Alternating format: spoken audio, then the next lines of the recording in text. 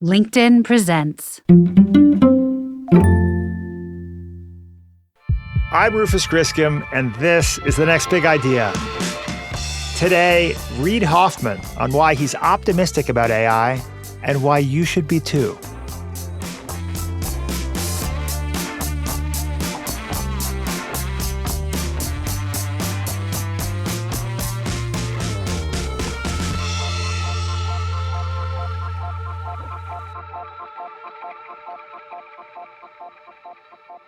So Reid Hoffman walks into a room full of priests.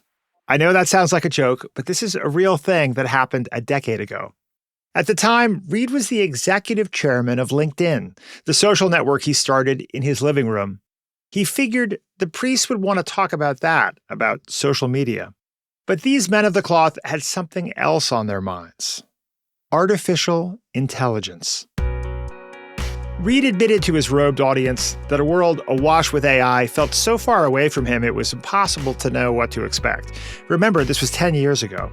The challenge, he said, is figuring out the unknown unknowns. That's what Reid has been focused on ever since. Months after he said goodbye to the priests, he signed on as one of the first philanthropic supporters of OpenAI, which launched in 2015 as a nonprofit research lab.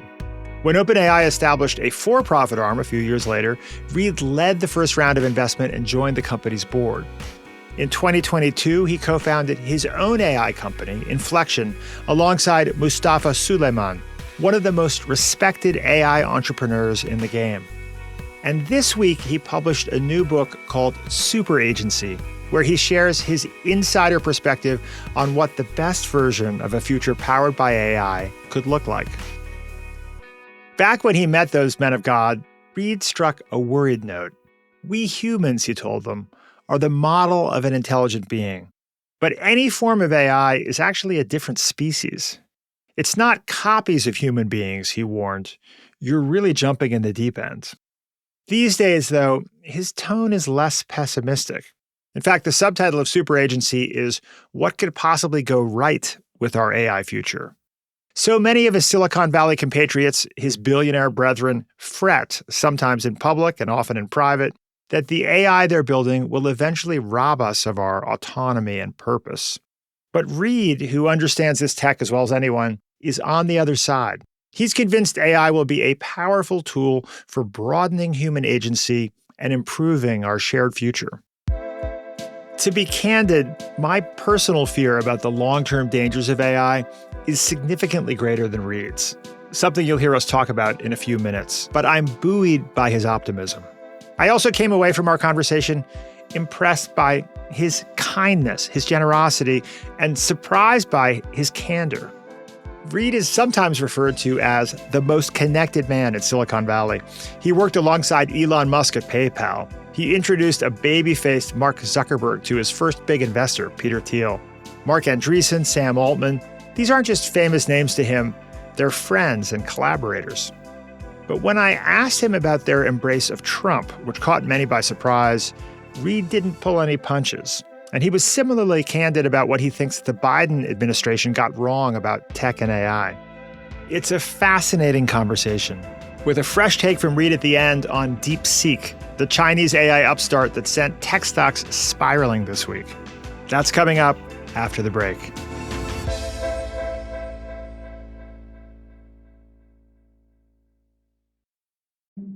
The LinkedIn Podcast Network is sponsored by Dell AI Factory with NVIDIA, which provides AI solutions that are easy to implement, secure, and tailor to your business. Visit Dell.com to learn more. Struggling to keep up with customers? With Agentforce and Salesforce Data Cloud, deploy AI agents that know your customers and act on their own. That's because Data Cloud brings all your data to Agentforce, no matter where it lives. Get started at salesforce.com/data.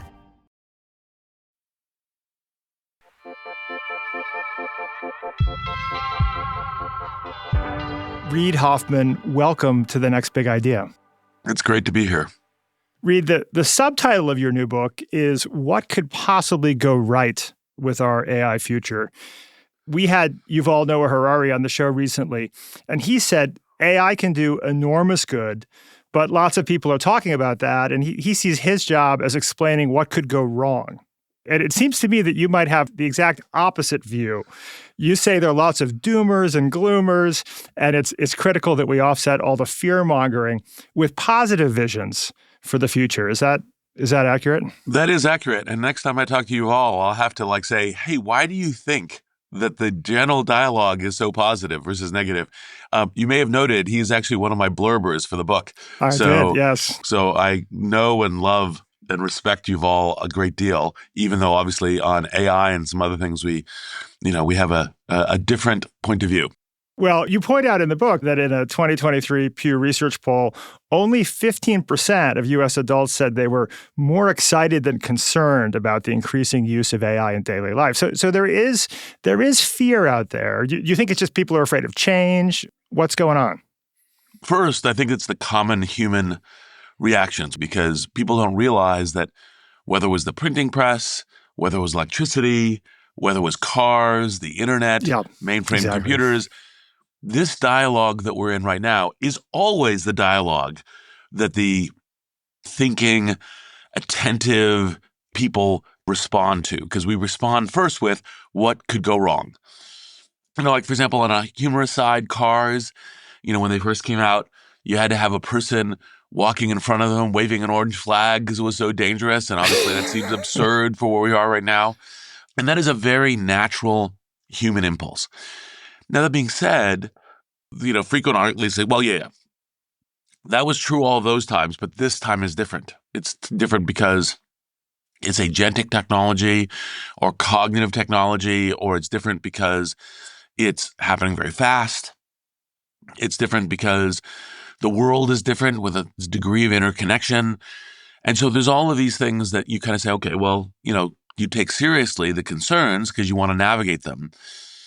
Now, one thing I probably should say at the outset is, while I'm unequivocally very optimistic and believe very strongly that there is this very positive human future, this superagency, superpowers for humanity, for a wide swath, a very broad swath of human beings, and hopefully, ultimately all, transitions are difficult. Yeah. And so, one of the things that, for example, you all and I agree on is you go, well, the printing press, you cannot have the modern world without the printing press. You can't have science, you can't have medicine, you can't have education, Yeah, democracy. You can't have democracy. But with the printing press, we had nearly a century of religious war, because we as human beings adopt to these new technologies badly. And part of the reason why we wrote Superagency, and part of the reason we're doing this is saying, well, whether or not it's just inevitable it happens or we're shaping it, and obviously we believe that you should accelerate and shape it, but it is going to happen. But let's try to maintain these transitions with more humanity and grace. Let's both kind of try to shape the technology and also try to shape our human responses. Because, the only way you get a future that you want is by imagining that positive future. You don't get the future you want by trying to eliminate every bad future. This is part of your point. I think it's an important point, which is that imagining the best versions of our future is a precondition for building those futures. And, you also make the point in Superagency that we have to engage in this imagination process at scale so we have consensus. I mean, this is going to be much better if we have a sense of collective investment and consensus around the future that we want. Was this kind of one of the biggest motivations for you to write this book? Yeah, because, look, I have definitely a set of futures that I am imagining that we should be steering towards. And I think I should be a contributory voice, but I think it should be many voices, kind of talking that way. And so trying to get people to have that dialogue. Like, even, for example, when you say criticism and you say, hey, I'm worried about job displacement. You're like, well, this technology is coming. So just simply saying I'm worried about job displacement is like saying I'm worried that we're going to have a car accident when we drive down to the grocery store. We're still going to end up driving down to the grocery store, right? And so the question is, well, what are the things we could do to help with it? Like, for example, when I think about it, I say, well, I actually think there's going to be a whole bunch of jobs that are where the human job is replaced with the human and the AI. maybe we can have AIs that help those humans who are in those jobs learn the AI and be their own replacements, and what does it take to get more of that? And how do we try to make more of that happen? And by the way, none of this is meant to be Pollyannish. Like, it's going to be difficult in the transition, but let's try. Yeah. And I suspect you'll have some critics along the way who will read this as Pollyanna-ish, but I think that it's more complex than that. Well, let's do this. Let's paint this picture of how beautiful our collective AI future could be. I mean, later we can address the risks. I think my PDUM is a little higher than yours, so this will be therapeutic for me. But first, let's focus on the promise. So you say at the outset that you see AI as a force that will increase rather than decrease human agency, our sense of volition and control, thus the title Superagency. How do you see this happening? Well, so not only does AI give us superpowers today, right? Like, you just have to go use it. And you can imagine that it does everything from the mundane, like, hey, these are the ingredients I have in my refrigerator. What are possible things that I could make for dinner? To like very important personal things. Hey, my child is got this rash. Is this something I should go to the ER about or schedule a doctor appointment, or, like, what's the set of things to do? I use it in various ways to amplify my productivity in writing books and doing investments and everything else. And I think it's all there, and it's there. Like, I use the same tools that are available to everybody else.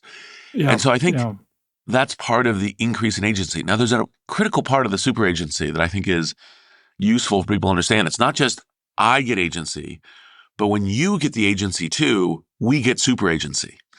Because think about the car. You say, hey, I can now drive to the grocery store, and I can now drive to go see my friend. And so I've got increased mobility agency.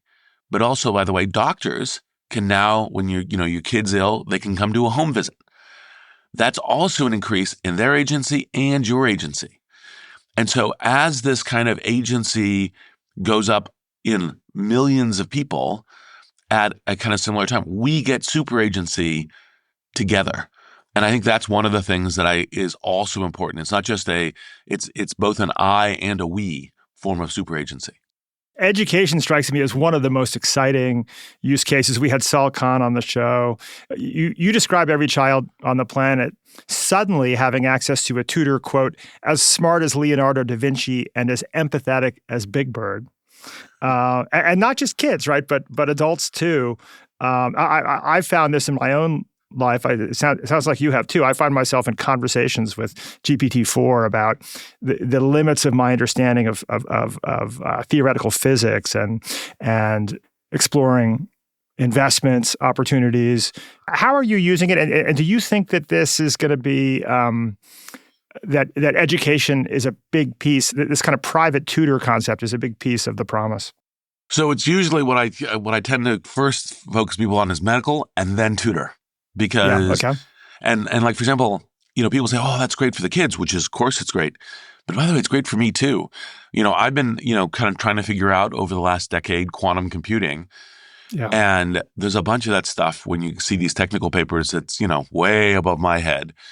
Well, I stick the quantum computing paper into, ChatGPT, and I say, explain this to me like I'm a 12-year-old. Mm-hmm. And then, by the way, the other thing people should do is explain it to me like I'm an 18-year-old. Explain it to me like I'm a 5-year-old. You actually see it explains it in different ways, gives you a surface. Interesting. Yeah. That's part of the, the genius of Leonardo da Vinci and the compassion and patience of Big Bird. And that's there now. We can all use it today for that. Now, it'll be productized more and other things. And by the way, there's obviously people say, well, but there's some hallucinations. Like, well, by the way, people hallucinate too.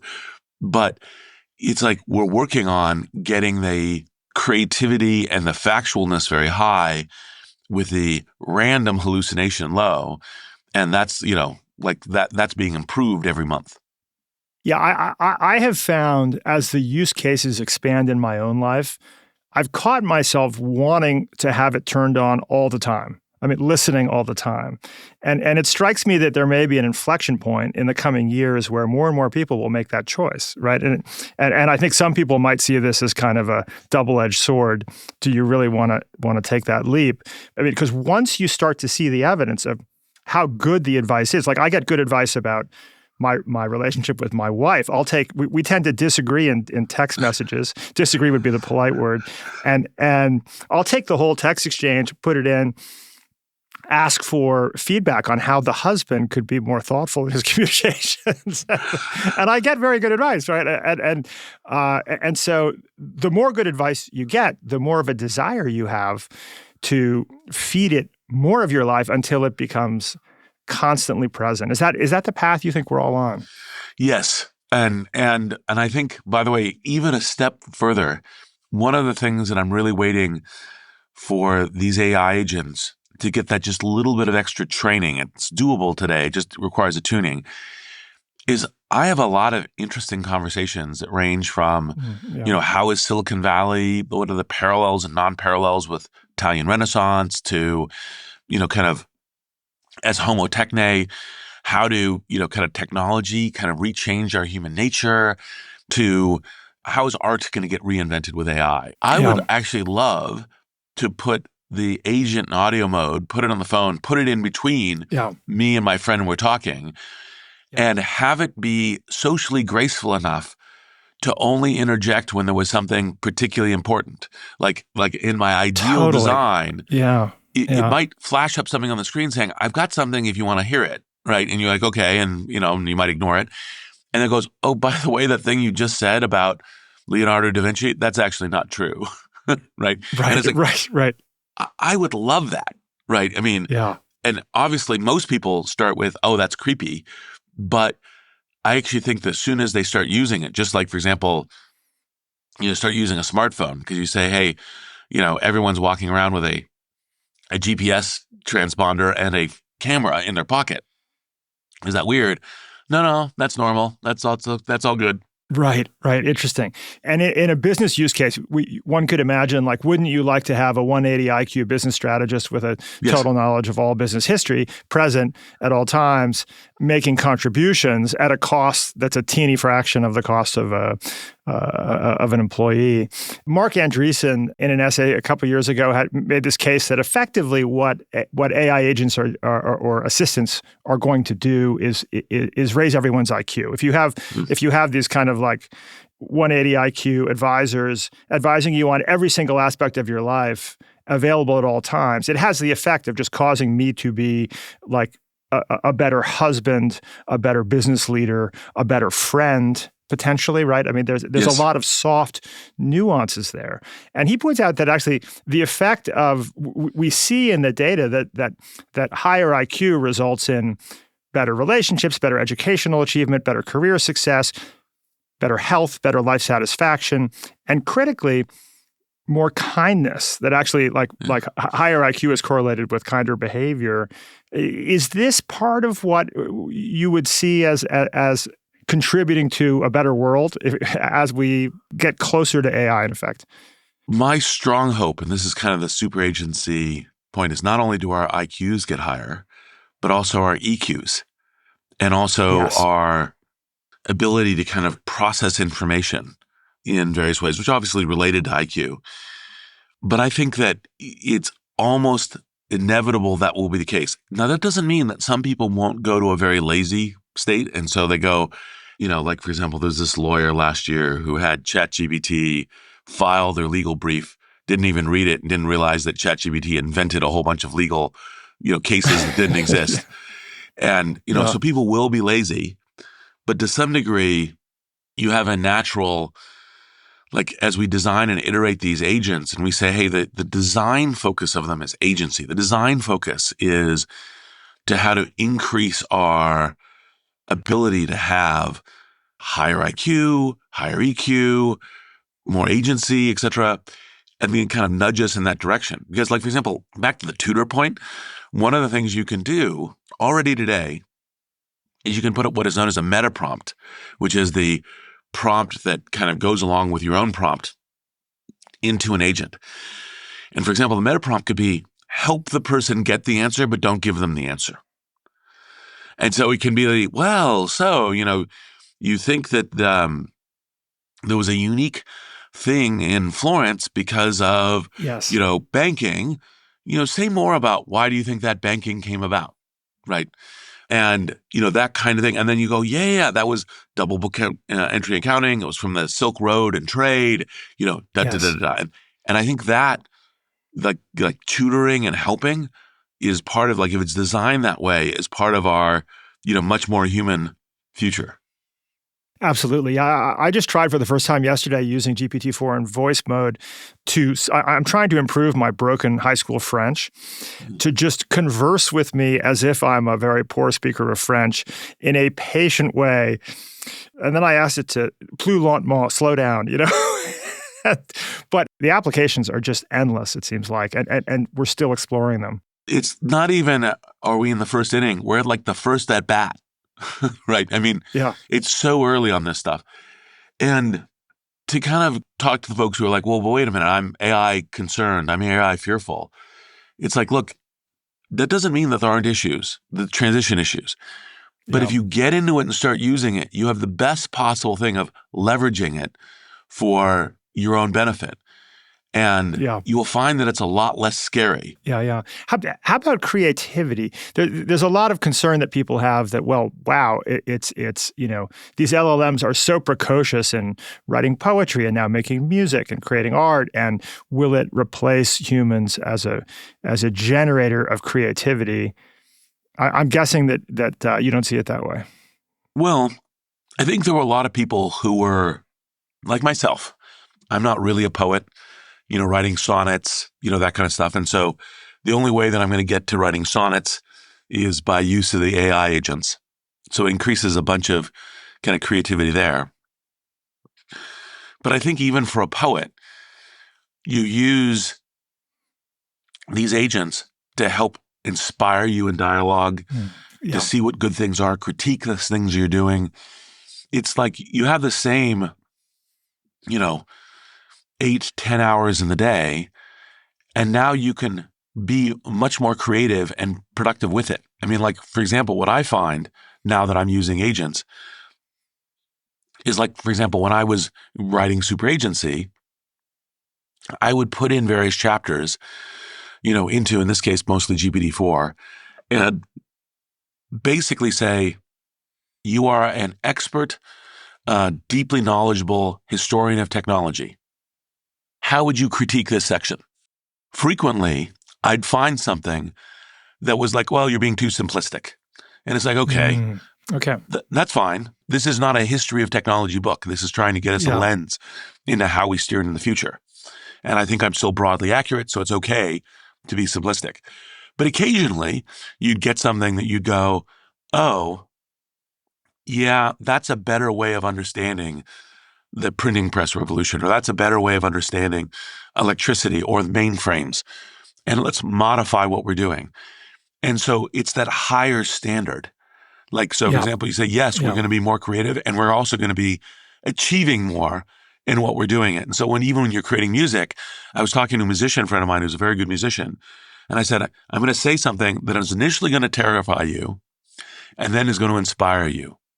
The thing that will terrify you is these music agents can create a music piece like you, like in your style, because you're very well known.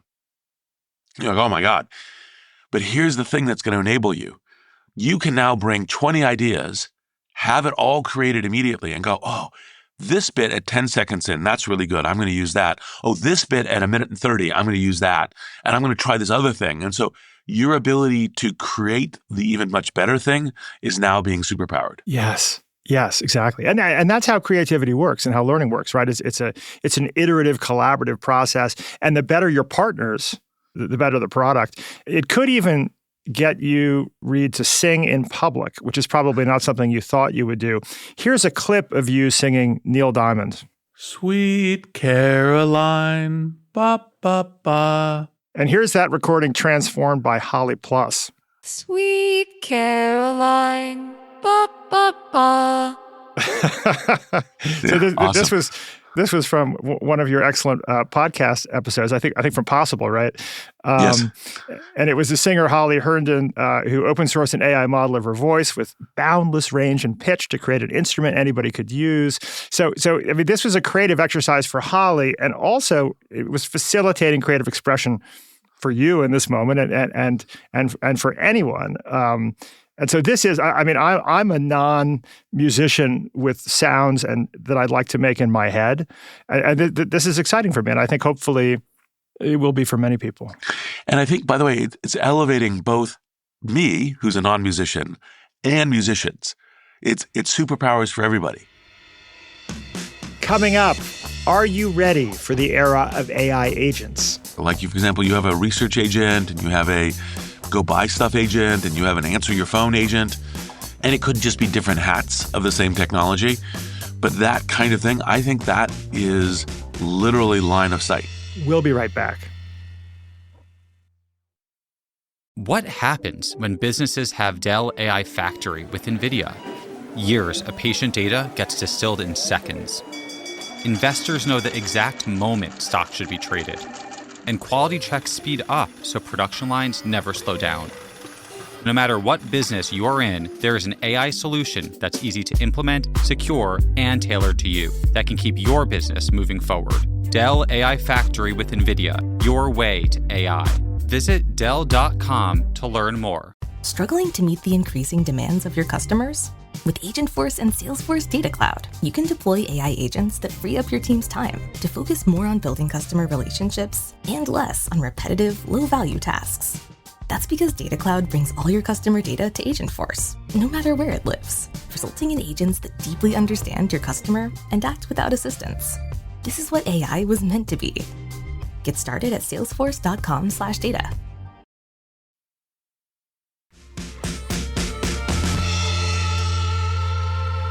2025 is being discussed as the year of agents. And agents, of course, are AI systems that can take actions on our behalf in the world. OpenAI just unveiled yesterday their operator product. Google's Gemini 2.0 and Anthropic's Claude 3.5 feature agentic capabilities. That's a new word for me, agentic. How do you think AI agents are going to change our daily experience? And how soon do you think this is likely to happen? I think it starts slowly and then goes very fast. And so is it fast this year, fast next year? I don't exactly know. That being said, part of what I think is going to happen this year is there going to be more exposure, more ability to use kind of the audio interface, which kind of changes the way that we can engage with this, because just kind of in general conversation versus the more structured thing of, typing and other kinds of things. It gives us more freedom and more zone to explore. But also, one of the things that all the major AI companies are working on is getting coding really good.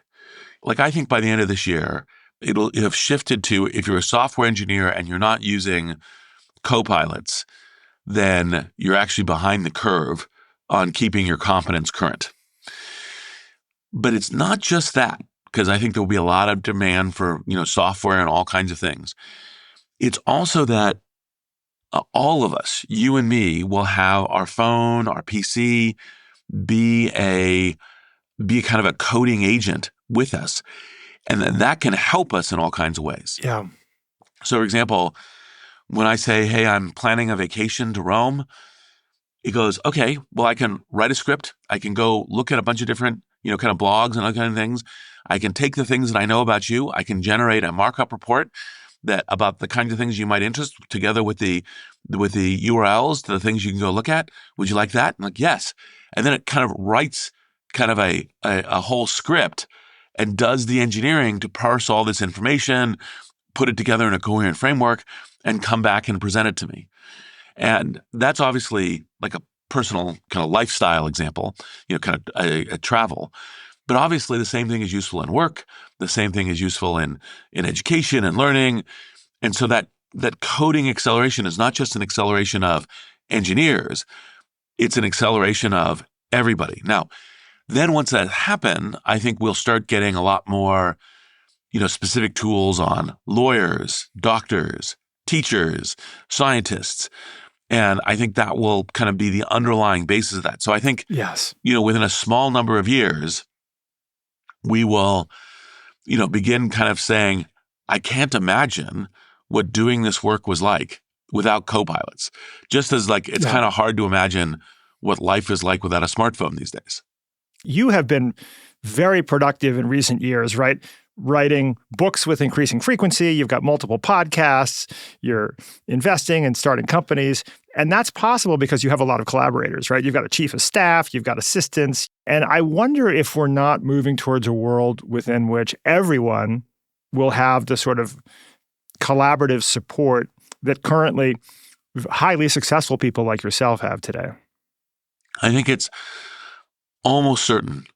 And not only will we have one agent, maybe it'll also be multiple agents. And by the way, the agents will be coordinating with each other. For example, you have a research agent and you have a go buy stuff agent and you have an answer your phone agent.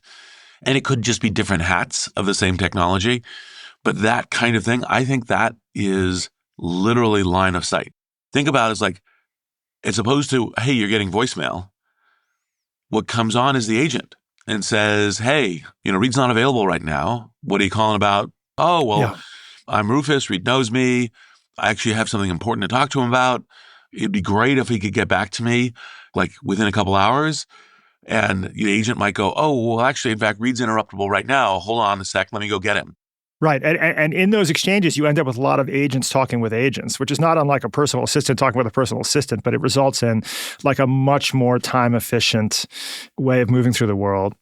When we think about how different the world could be in 5 or 10 years and how few people perhaps realize how different the world might be in 10 years, it strikes me that one of the variables that's going to drive that is not just AI, but the intersection of AI, increasingly capable robots, and endless renewable electricity. Do you see the confluence of these things resulting in a kind of, I'm sure you read Dario Amode's, Machines of Love and Grace, in which he basically says we're looking at 50 to 100 years of technological progress in 5 to 10 years. Do you think that's achievable? I think it's almost certainly achievable, although which kind of progress? One of the things I frequently say about the future is it's sooner and stranger than you think. So in the 1950s, people thought we were going to have flying cars soon, right? And maybe with Joby and other things, we're getting to the point where we're having flying cars. But we didn't get flying cars. We got the internet. And no one thought about the internet in the 1950s. And so I think we will have that acceleration of progress. But I don't think it's necessarily I think it'd be great if we invented fusion. I think that would be a really, kind of awesome thing. But it may not be that the AI helps us invent fusion. But for example, I can see it doing all kinds of things on health.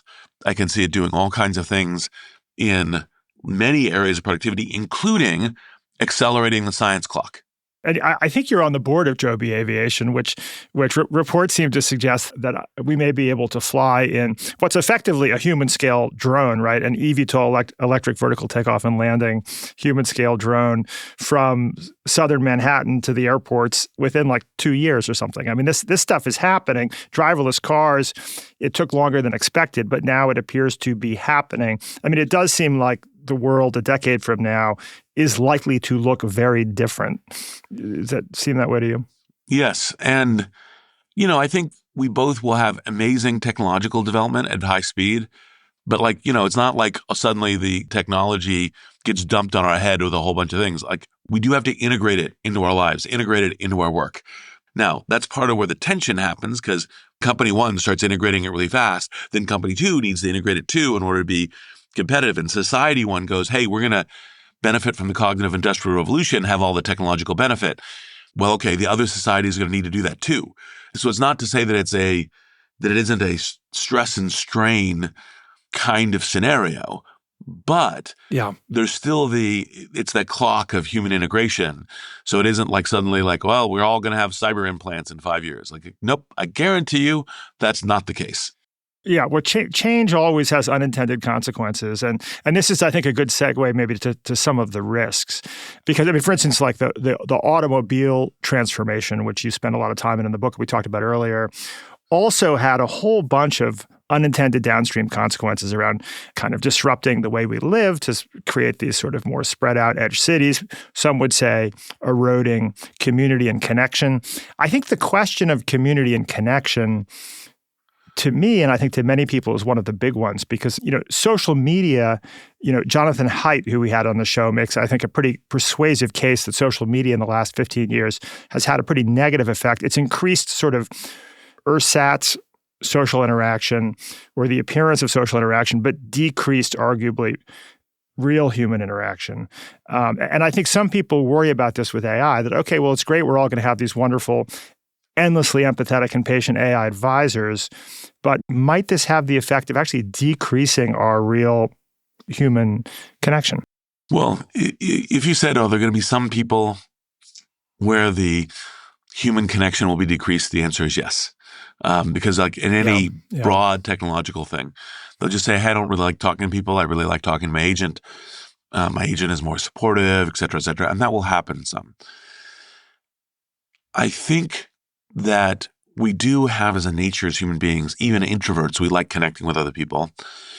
And I think that there's going to be various incentives in building these agents, not the least of which will be, commentary, like the media and journalists and everything else, to say, hey, let's make these agents nudge you back to social interaction. Like with Inflections Pi, if you say, hey, you're my best friend, it's like, no, I'm your agent companion. Let's talk about your friends. Have you seen any of them recently? Any of them you can go see, et cetera. And that kind of design could actually be very pro-social in this.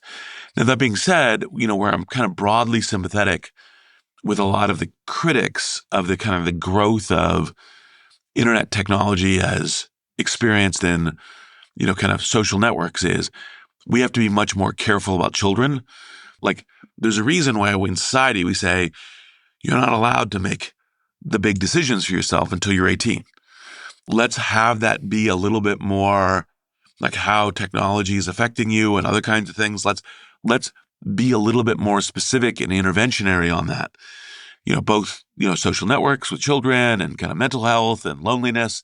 And also, I think AI, saying, hey, look, let's try to make it so that it doesn't mean that it has to be going really hard, because sometimes I just want to spend 2 hours talking to the AI because I'm really unhappy and it gives me a chance to correct.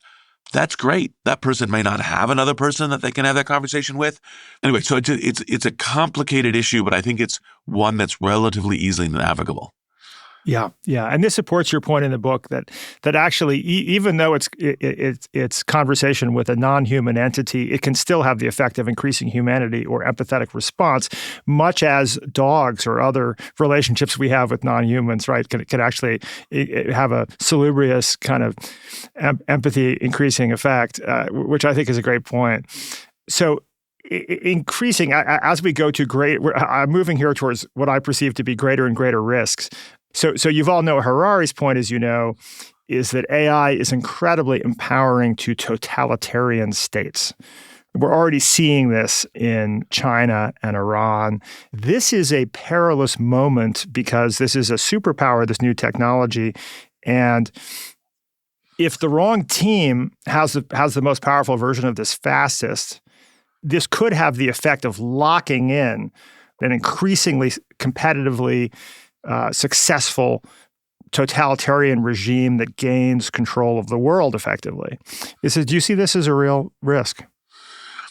So in essence, yes.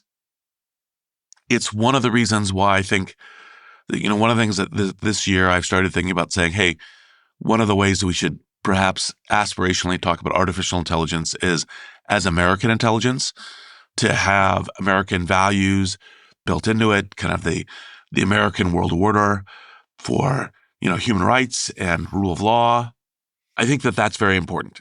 Now, all technology is centralizing of power, right? Even like encryption technology and else, there's various ways that authoritarian governments, if you have an authoritarian government, it can use technology entirely for, very centralizing purposes. We only get decentralized technology because we have good human governance.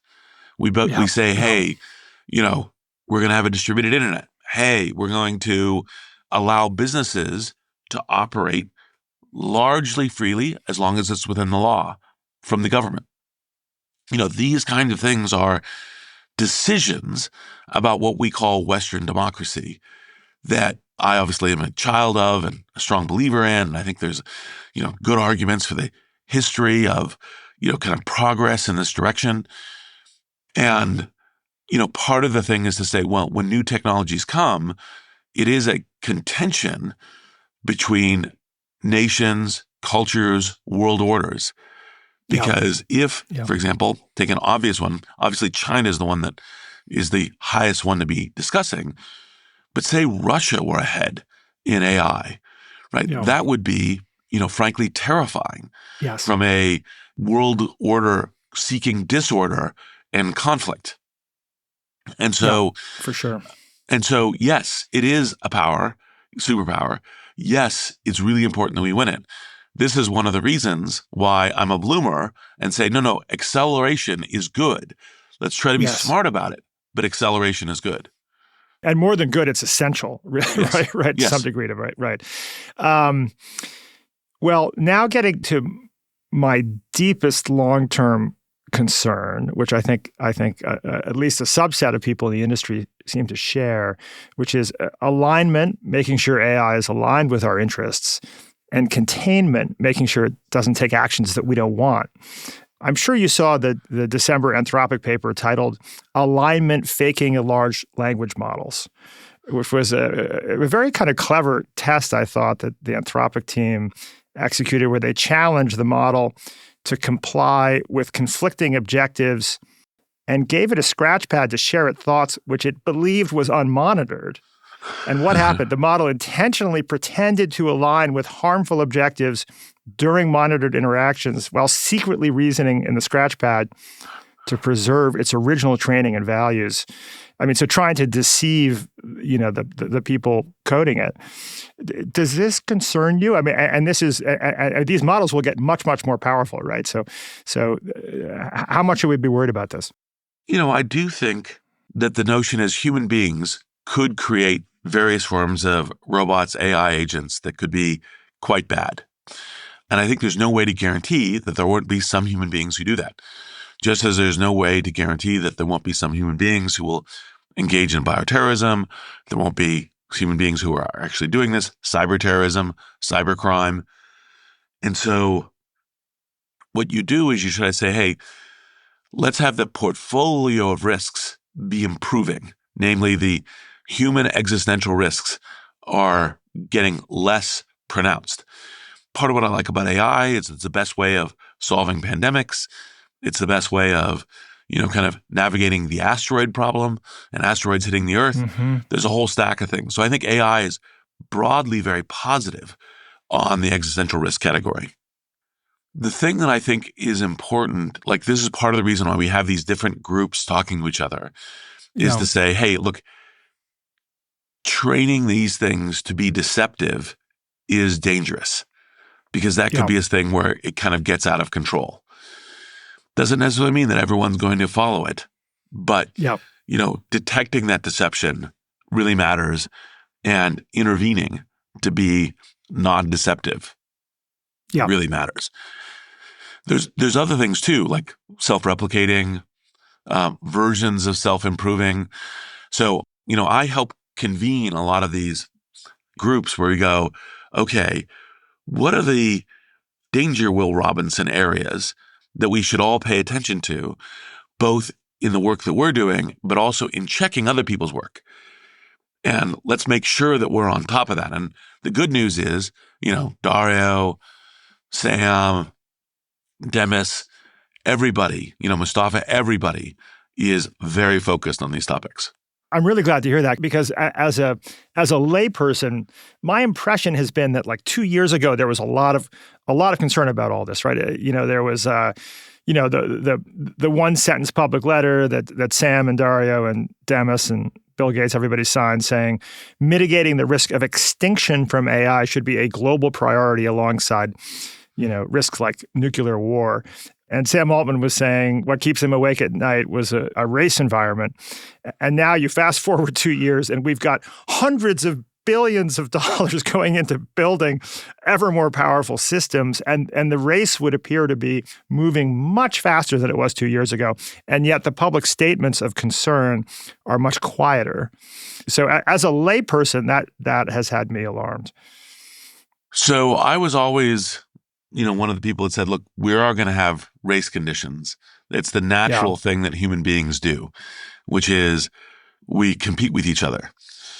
So what we want is the different groups competing with each other to share kind of, as it were, alignment practices, safety practices, and be engaged in that. And so, I was helping set up a lot of different, cross communication. Like, for example, I spent a couple of days at a conference where, I was the person who introduced Sam Altman and Demis Hassabis, and say, hey, you need to just spend some time talking to each other, and I'll be here to kind of help, kind of talk through that. And, continuing those kinds of things, I think really matters. And people tend to want to go to, well, can you guarantee me, that it isn't going to have a problem? It's like, no, there's nothing in life that is that guarantee. What I can do is say, we can work pretty resolvedly in order to make our portfolio of risk much better. Yes. And that's the kind of thing that we should be really focused on.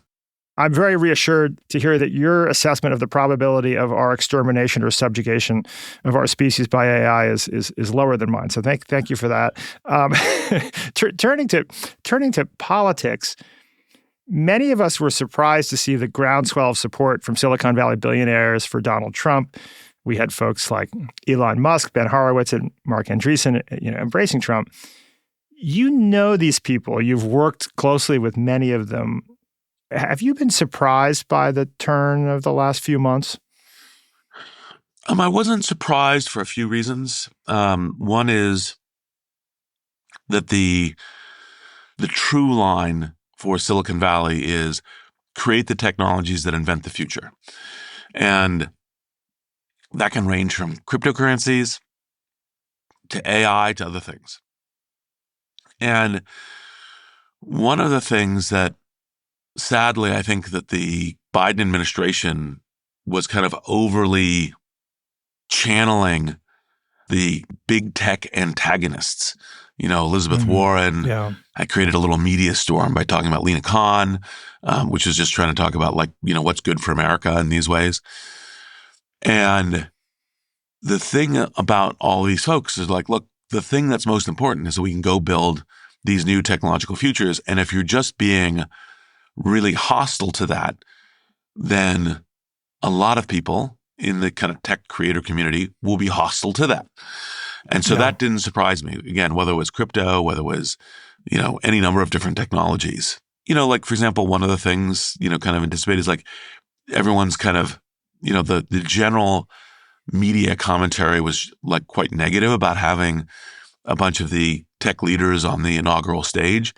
Yeah. I actually think there's a really important positive feature of that, which is the new administration is saying, hey, we also care about how technology creates the future. And if you just kind of went up a level and said, let's think about, should the American government be talking very closely with the technology industry about what are the things that are coming, what are the things that make our country more prosperous, what are the things that make our country more safe and secure? The answer is yes.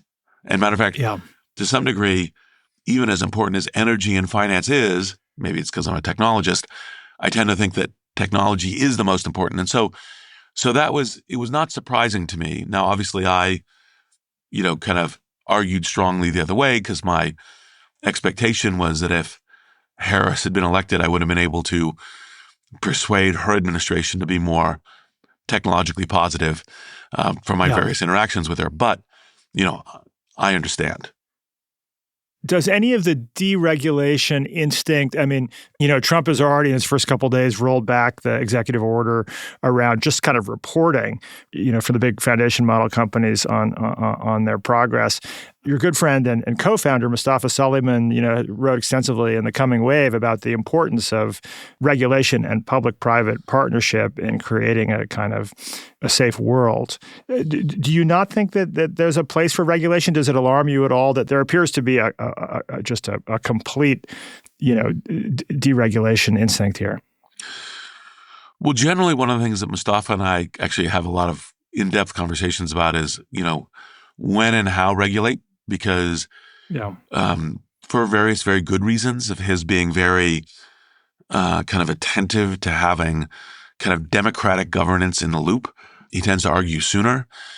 I tend to say that actually, in fact, regulation tends to really slow down innovation, and that, we should only regulate the very specific high harms that come, and then the rest of it should be iterative deployment and development and doing measurement and micro regulations as you go, because you're both going to have much better features, much better elevation of humanity, and also better safety and security features. Now, that being said, I thought the Biden administration did a great job with the EO. I think that they were pushing industry hard about what kinds of things they should start with. And it's like actually, in fact, reporting, having red team plans, and all the rest of that, I think are very good. All the companies that I'm aware of are planning on continuing those practices because they were engaged in a process about what kinds of things really make it, make AI development much more good and safe for human beings. Yeah. And so anyway, it's, maybe I'm an incurable optimist, but I thought the Biden EO was very good. I hope elements of it come back quickly. I don't care what they're called. They could be called the Vance EO. I don't really care. Yeah. And are you pleased to see the recently announced Stargate investment coming from Oracle, OpenAI, and SoftBank, for which the Trump administration seems to be taking credit of 100 to 500 billion, I believe, into building data centers? And from an accelerationist point of view, should we be moving every bit as fast as we are, or does it alarm you at all to have these hundreds and hundreds of billions going into this breakneck building process? It certainly doesn't alarm me. I mean, back to our earlier conversation about American intelligence and questions around Chinese and other things. I think it's a very good thing to be doing. I was familiar with before it was announced, because it's been, in process for months, that, this was a project that was being worked on. I think it is designed in some very good ways.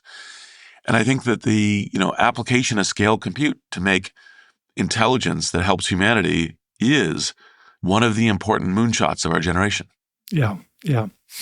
In our last few minutes, for people listening right now, how do you think the average person should think about modifying their priorities with all these changes in mind? I mean, there was a wonderful sort of clarion call from Mustafa Suleyman in one of your podcast episodes about the importance of going all in, that going all in as a society, going all in as individuals.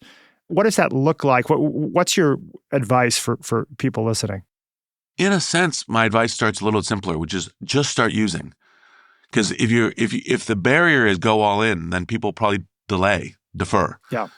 And start using for things that matter to you, right? Not just, maybe, what to make for dinner really matters to you, but not just that kind of thing, but things that help you learn, help you become more capable, help you navigate the world. Think about these AIs as, informational GPSs that help you navigate all of this. And I think that's really important. And so start. And then, by the way, start and don't just go, well, I tried it, it didn't really work. Keep trying until you discover good things, because they're there. Yeah. And then once you get that, then you can kind of condition yourself to, I do think it's a good idea to go all in, but you can make which way and how to go all in as a good decision for yourself. Yeah. I know one topic that is kind of close to your heart is friendships and how important friendships are to our lives. And how do you think AI might change the way we think about our relationships and friendship? Is there do you see an evolution there? So, look, in the optimistic case, it's like having a reflective, meditative friend and counselor in your pocket and helping you with these things, and so could lead to much better friendships. I think the question around, can we think about and interact with other people in better and better ways? My hope is that as a net overall, AI will help a lot, even though there will be a lot of uneven areas. Yeah. Well, and hopefully we'll also have just more time for friendships in our AI-enabled future and more time for conversations like this one. Thank you, Reid Hoffman, for your time today. Such a pleasure. Likewise. I look forward to our next.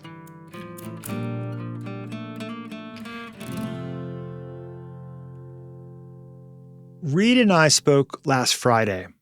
Over the weekend, word spread throughout tech land that a Chinese company called DeepSeek had done something astonishing. It had built an AI model that was every bit as powerful as the latest offerings from OpenAI, Google, and Anthropic. Why is this a big deal? 4 reasons. First, there's a U.S. ban on sharing the most advanced computer chips with China. That means DeepSeek was trained on outdated hardware. Second, not only was DeepSeek trained on inferior chips, it used way fewer of them than its American rivals. OpenAI needed 25,000 chips to train GPT-4. DeepSeek used only 2,000. Third, the model DeepSeek built, R1 it's called, is super lightweight. You can download the whole thing and run it on a single computer. Compare that to leading models from American companies which require massive data centers and supercomputers. And the kicker? Top American models can cost nearly $200 million to train. DeepSeek is reported to have spent a mere $5.5 million. Put simply, DeepSeek detonated a fundamental belief about building AI, that whoever has the best hardware and the most money wins, and that America's dominance in the field was therefore assured. So that's what everybody was talking about over the weekend. Come Monday morning, let's talk about DeepSeek, because it is mind-blowing and it is shaking this entire industry to its core. It's the breakout star of the AI world. What we can call the DeepSeek sell-off is still really pressuring tech. That just put Wall Street on notice. Tonight, the biggest single-day loss for a stock ever. Shares of NVIDIA, which makes the chips used to power artificial intelligence, plunging nearly $600 billion. I couldn't help but wonder what Reid made of all this. After all, he just told me that we should aspirationally talk about artificial intelligence as American intelligence. And he's a proponent of multi-$100 billion investments in the leading foundation models. How does this surprising performance from the lightweight DeepSeek model change the game? I posed this question to Reid, and he kindly followed up with a voice memo. Well, it means that the acceleration of the proliferation of AI will be even faster, because you'll have high quality models on many more devices, kind of operating independently and probably outside of governance circumstances, which they are in the current. People want to tell the story that the big models don't matter, but the big models will still be, like, if you could do something as a small model, you can do it better as a big model.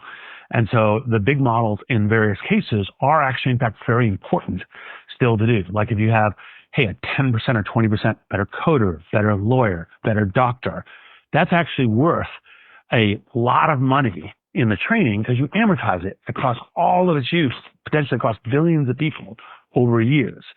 So that's actually, in fact, why it's so valuable to even spend tens of billions of dollars for 20% better if you get there. And I think that's one thing that's very important. The other part of it is, almost for sure, all of the training, however the truth of DeepSeek is, all of the training of these smaller models will be greatly enabled, accelerated, and enhanced by larger models. And that's another part that's valuable. To summarize, we should all take a deep breath.